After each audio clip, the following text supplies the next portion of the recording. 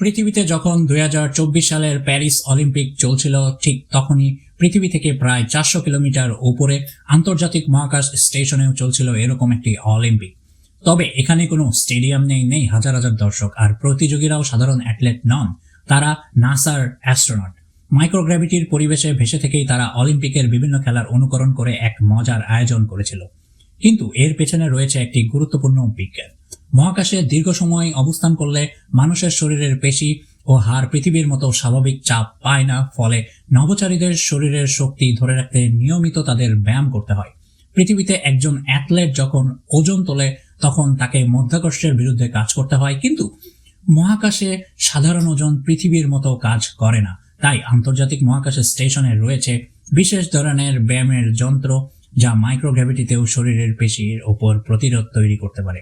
এই ভিডিওটিতে সেই কঠিন ব্যায়ামকেই অ্যাস্ট্রোনটরা একটু ভিন্নভাবে রিপ্রেজেন্ট করেছেন অলিম্পিকের আনন্দ আর প্রতিযোগিতার আবহে। পৃথিবীর একজন অলিম্পিক অ্যাথলেট এবং মহাকাশের একজন নভোচারীর কাজ আলাদা হলেও তাদের মধ্যে রয়েছে একটি বড় মিল। দুইজনেরই প্রয়োজন কঠোর পরিশ্রম, শৃঙ্খলা, ধৈর্য ও মানসিক শক্তি।